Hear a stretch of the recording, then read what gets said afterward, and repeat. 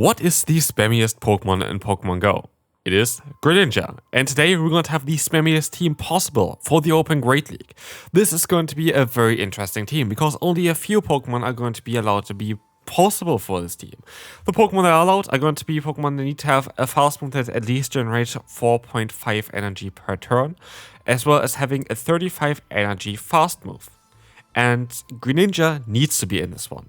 And here's the team that we're going to run. We're going to have Greninja, we're going to have Drapion, as well as we're going to have Weezing in the Galarian form. And this team, honestly, was quite solid. And this, while I had, in my opinion, very, very unlucky matchups, we were able to still come back from a lot of them. So, why is this the spammiest team? Again, as said before already, you kind of need to have a certain fast move as well as a certain charge move in order to have a chance of being on this team. And why Greninja? Greninja needs to be on this team because it is by far, well, the only, basically, fastest Pokemon in Pokemon Go PvP. It is mainly due to, basically the way the fast move is. It is more energy generation, as far as I know, than what, for example, here the Poison Sting is going to do, or the Fairy is going to do with the other two Pokemon. And basically, what's happened, actually, the first Night Slash takes longer than for all of the other Pokemon to get to a move. The first Night Slash takes 3 fast moves for Greninja, but the second one only takes 6 fast moves for Greninja. And this means, on average, you're going to need for 2 moves 15 turns or 7.5 turns per move, which is cheaper than the 8 turns, faster than the 8 turns that you're going to need with the other two Pokemon here. And so Greninja has to be on the fastest team, on the spammiest team. There's no way around it. This is the Pokemon they have to log in because it is the fastest Pokemon in Pokemon Go PvP, but otherwise there's some other Pokemon that would work as well. And what the hell are we facing here? I was thinking the opponent has like a 10 CP team here, by the way. No, they have a fully XL Clamperl. So let's talk a little bit about the team and how this battle is going to go here, because I have, honestly, zero idea about what Clamperl can run. I have no idea. No idea, no clue. It's going to be Body Slam Clamperl, apparently. And because I was so shocked, I just go straight for the move. In hindsight, this is a mistake. I should have just went ahead and got some extra energy first. Especially as they have a Shadow Latias in the back. Like, yeah, I guess at this point some people don't take it as serious, which I love. Good job there. Like, having an XL Clamperl is something that I have never seen anybody have before. I want to see at this point now on how many XL candy I would have for a Clamperl, which is not the Pokemon that you should build for Go Battle League. I actually don't even have enough XL candy, and I'm playing the game for like literally since the beginning and for quite a bit. I don't even have the XL candy build a Clamperl because this Pokemon barely gets released. You need a Hundo Clamperl, I guess, in order to build it for that way, because they were not at 1,500 yet. But it would be hilarious if I'm going to lose now against the Clamperl, right? So, let's see how this battle is going to go. We're going to have the Arcotail coming through against that Greninja, and we have, a Blast Burn most likely knocking us down. So, let's see on how that is going to go for Weezing. Weezing comes in.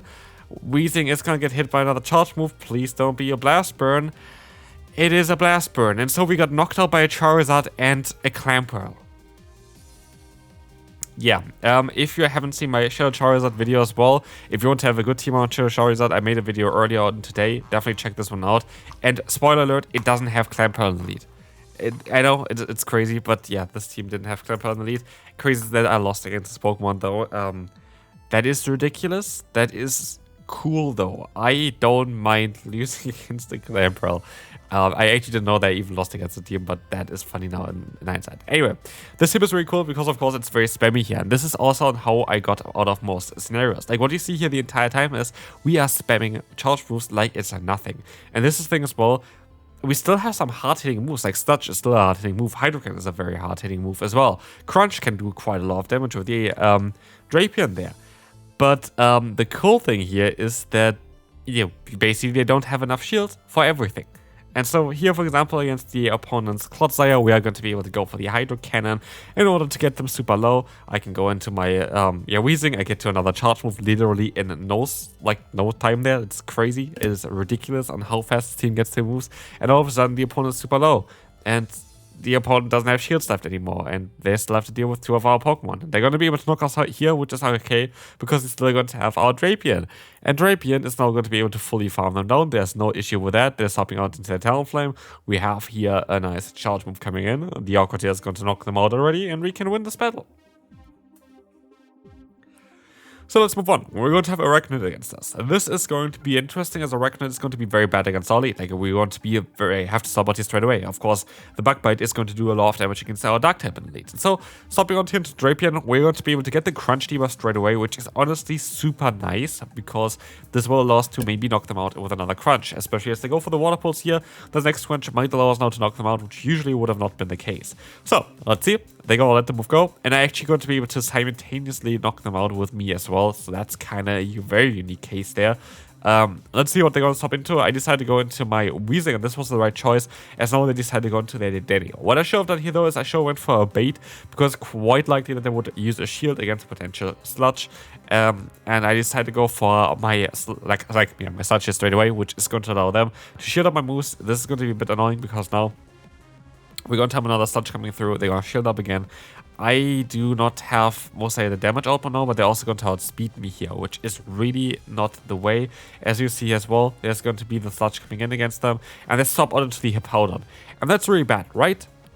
Not really, because I have Greninja, and I generate energy at such a rapid pace that I can just go ahead and go for a shield. Yeah, shield up the Weather Ball, get up to 2 Hydro Cannon, and just knock them out.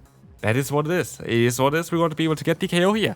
The Hydrokin is going to be able to get the KO against the opponent. We can see here now the Danny coming in, and we will be able to reach a Hydro Cannon in time to get them low enough that we can just farm them down. Good game to them, and we can move on to the next opponent, where we will encounter a Danny in the lead. That's actually not a Danny. That's a Morpeko. Good job, me. Anyway, Morpeko is actually one of those Pokemon that would also be possible to be used in this team, by the way. This team, of course, as the fastest team possible, is going to be only allowing Pokemon with, like, yeah, basically 8 turns to the first charge move or less, which only less is going to be Greninja or Smeargle in theory, but Smeargle is just so far away from being in Great League that I can reuse as well. In theory, Smeargle is the fastest and most consistent one as well, because he can give it the fast move of a Lock On plus any 35 energy move, and that is faster than Greninja, I think, even. So yeah, that is kind of wild. But yeah, as you can see as well, we're going to be up now still against that Morpeko. It is not actually a Danny. And the Psychic Fangs is actually not going to be enough to knock us out, and we have a lot of fast move pressure against them here, which is cool. And the Brutal Sting would be already enough to most knock them as well. This is going to be kind of alright. As you see, we're going to be able to get the KO here with mostly the Greninja afterwards, because we're going to let the move go, and that is totally fine. But yeah, this would be one of those Pokemon that still would be allowed to be in this team, and I was thinking about it. But with Greninja being a necessity here, because like there is nothing else that we can run, like this is by far the fastest Pokemon, you don't really have a lot more other choices, and you have to have something to kind of cover the weaknesses of Greninja. And as this is already a Dark type, having Morpeko as a Dark type doesn't really work unless you have, like, then I guess a Poison type in the lead. But then you're gonna be also quite weak to Ground typing, so you always kind of open up kind of a hole there for yourself where you're not gonna be able to get out. What other Pokemon would be possible to be used for this one? There are honestly not that many. Like, you have something which I can think of right now, like the Quillfish. Quillfish has also Poison Sting as well as Aqua Tail, which is kind of nice. Otherwise, honestly, not a lot of good ones are available for this one. You have Leaf Blade on some of the on some of the grass types, but you don't have a good enough fast move for that one. We have Ferroin on a lot of Pokemon, but then there's something like Bulldoze on the Tinkaton, which is just 40 energy, which is a little bit too more expensive there. And so there actually are not a lot of different kind of options for this team. And so we are very limited on what we can use, and this is already kind of the best Pokemon that we can have for this type of meta. For kind of the type of team idea here, there's honestly not really a lot of Pokemon that would be in that could still in here. Another one would be, for example, the Hisuian Electrode having to Swift as well as Thundershock, which would allow it to get there, or the Roserade having a Poison Sting as well as the Weather Ball Fire would be okay. What I thought as well for most of the time was to bring in Ninetales, but trust me, there's going to be a Ninetales video very soon with Shadow Ninetales. That's going to not be on the thumbnail, by the way. It's going to be tomorrow, so definitely stay tuned for that one. But Ninetales will open up some other holes as well against the Dragon-type Pokemon, and that's why I had to bring a Weezing here. Weezing is the ideal Pokemon to pair with Greninja, and I had to bring Drapion here in order to have the best Say-Stop together with Greninja. Because what Drapion and Greninja do together is kind of nice and unique. You can have the same type of charge move coverage on both of those Pokemon. You have Water type and Dark type damage on both of them, as well as you don't share a single weakness with each other. But what's kind of nice is you can offensively cover each other's weaknesses. So for example, you're going to have Greninja here, which is weak to grass type Pokemon. You are going to be fine with that with a Drapion. Drapion is only going to have one weakness, which is ground type Pokemon, which Greninja can deal with. Still, generally, this team is going to be weak against ground type Pokemon. Because Greninja, while it's going to be the best answer to ground type Pokemon for those teams anyway, I don't think there's even a better one really. It is going to have the weakness, of course, of being a very squishy Pokemon, which you have with most of the Pokemon here as well.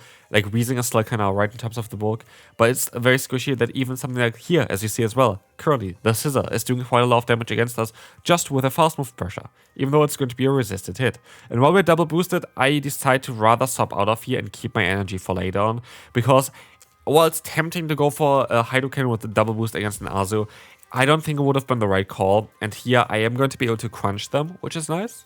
They have Hydro Pump, which I didn't expect, which is actually making it all a little bit more awkward, because now I am not going to be able to force them to go for another charge move. They're going to be able to go for their own moves here as well, and the Hydro Pump actually on Azumarill is going to change quite a bit of things here, because what do you see here is that the opponent is going to go for a move, it is going to be the Hydro Pump, and it's going to allow them to get a super low. In comes Corsola. I don't like the opponent's team. I think it's currently already a team that, yeah, it makes sense. It does make sense. It's a very good team, don't get me wrong. And I might even give it a try myself, because I want to try out the Hydro Pump Azumarill as well. But here we are actually going to be able to get the boost on the Greninja, which it doesn't matter again though. But it's going to be nice. We're going to be able to knock them out, to get a little bit of fast move damage in. And the opponent decides to forfeit, winning us this battle immediately. Empoleon against this team is going to be tricky, as all of our fast moves are going to be resisted against the amazing typing of the Empoleon. The water as well as steel typing is going to be able to resist our water, our poison, and also our fairy type damage. But this doesn't mean that we're really weak to it, because the Greninja usually can win this, I think, because he's just going to be able to do so much more faster damage, basically. This team is designed to be fast. But they actually also swap out into the Florges, and with that, I am going to be able to go into my own better answer, which is going to be that Weezing, which can now go for the Sludge. And I hope that the Sludge is not going to be enough to knock them out, because what I would love to do here is I would love to farm them down. But it does literally not enough to knock them out, enough to give them another charge move, but also enough for them to just go down to one more fast move, which is really annoying. It's literally the worst kind of case scenario I could have asked for. They're swapping into the Altaria now, and I still have my Fairy type in the back, but this is not looking too great for us. The Night Slash coming through, I would like to kind of get a boost here in order to force the opponent to throw early, but I'm not too sure if we're going to be able to do that. In comes a charge move, and we will see no boost on our side. But the opponent is going to allow me to go for yet another charge move, and this is very likely going to force a shield as the third. Oh, it doesn't. And they're going to, it's the same Pitta. That actually could change the battle quite significantly, because now I can go for the full farm with a Drapion. I can survive a hit. I have to survive a hit, but I have to also go for some charge moves against that Empoleon. I'm not too sure we're going to be fine here. We have to go for the Awkward Tail spam. I think this is the best play of us winning this battle. They decided the shield.